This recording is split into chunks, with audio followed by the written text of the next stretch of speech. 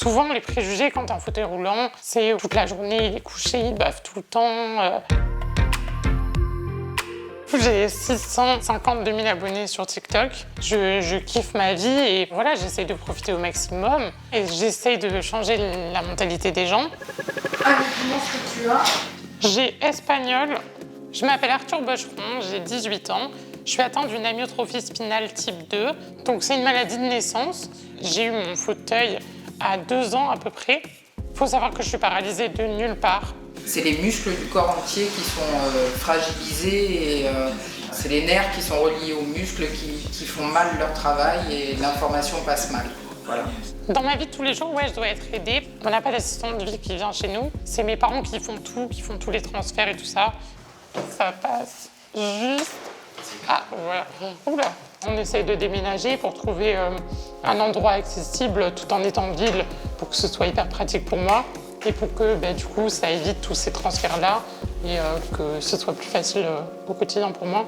Et les jeunes, ils pensent souvent que quand tu es en fauteuil roulant, tu peux pas avoir d'amis, tu peux pas avoir de vie sociale. Mais justement, on peut être handicapé et avoir une vie cool. Hello, ça va? Ça va et toi? Moi, j'ai toujours voulu être dans des classes normales, entre guillemets, pour m'insérer au maximum dans la société. Et sans avoir fait ce choix, jamais j'aurais rencontré mes potes. Ça suscite les gens aussi à venir beaucoup plus vers toi que... Oui, voilà. Oui, parce qu'il a fait ce choix de venir dans une classe comme ça. Moi, en tout cas, c'est ça qui m'a fait aller vers lui. Oh là là. Et les gens, ils laissent pas passer d'abord les fauteuils. Attention à vos pieds. Ici, là, il y a 2 places handicapées. Mais elles sont jamais respectées. Voilà. Ok, c'est par là.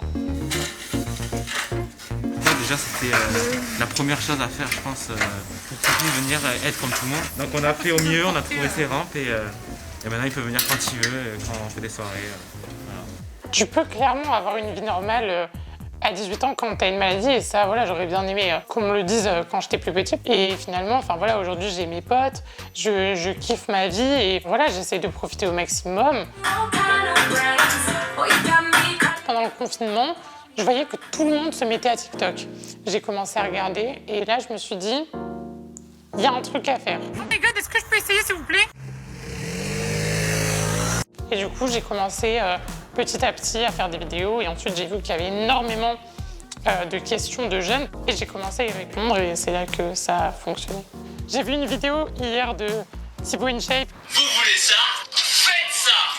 Et voilà, en gros, moi je vais mettre le début de la vidéo et ensuite on va me voir apparaître et je vais dire ok, je veux bien, hein, mais dans ce cas-là, ça se passe comment? On s'arrange comment? Et voilà, je poste. Sur TikTok et tout, comme tu vois, c'est majoritairement des jeunes. Souvent, les préjugés quand t'es en fauteuil roulant, c'est toute la journée, il est couché, il bave tout le temps. Et j'essayais de casser les codes un peu. Arthur, tu sais que c'est hyper pratique de faire les courses avec toi quand même. Ouais. Sur mes réseaux, ils se demandent forcément si je peux avoir des enfants. Je peux totalement avoir des enfants naturellement. Tu peux être en couple en fauteuil roulant. Il faut juste trouver la personne, quoi. Forcément, c'est aussi une barrière parce qu'il y a des personnes qui vont penser à l'après, qui vont se dire je vais devoir m'occuper de lui et tout, ça va être trop compliqué. Et il y a des gens qui sont intéressés par ta personnalité et qui, en tant qu'il y a de l'amour, le reste, ils s'en foutent, quoi.